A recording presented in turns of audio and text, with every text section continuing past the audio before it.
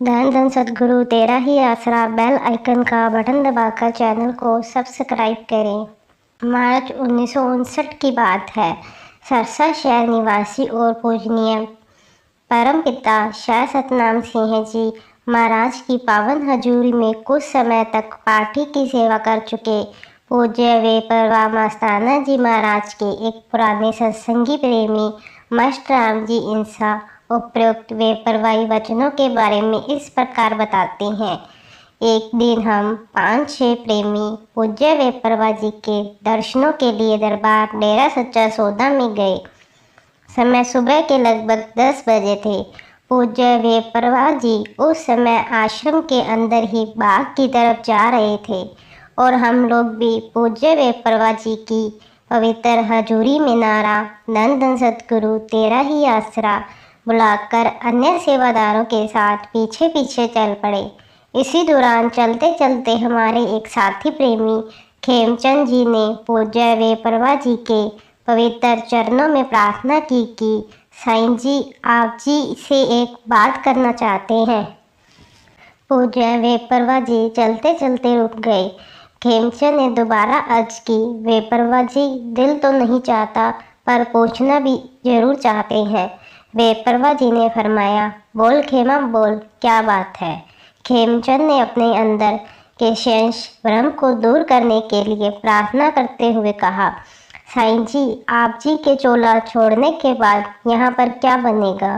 पूज्य वेपरवा जी ने आश्चर्य से हमारी तरफ देखा और फरमाया, खेमा अपनी कैसे, तुम्हारी बात हमारी समझ में नहीं आई।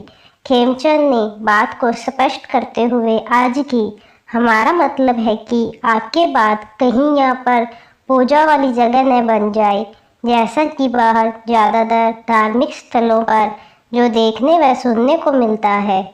यानी वहाँ लोग जाते हैं, माथा टेकते हैं, लोग मारते हैं और चढ़ावा आदि चढ़ाते हैं।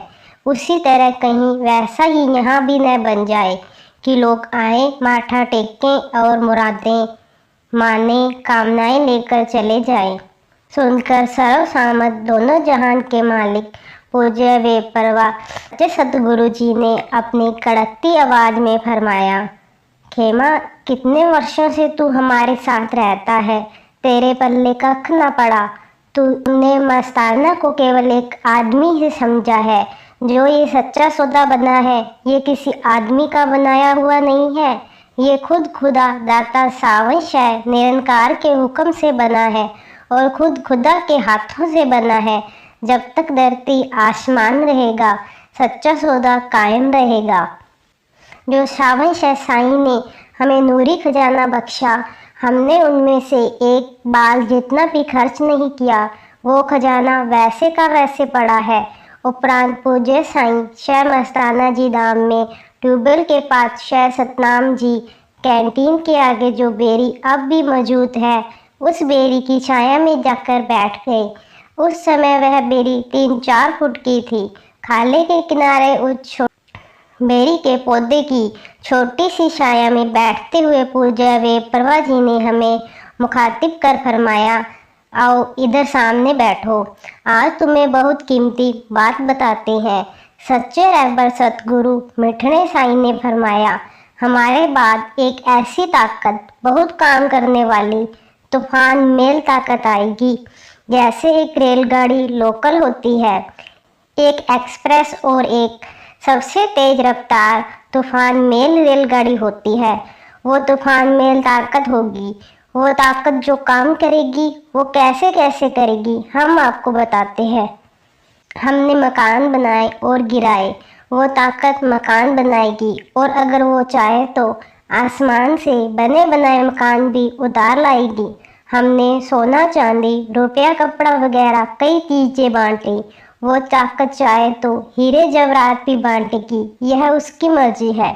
समय आएगा जब लाखों की तादाद में संगत होगी।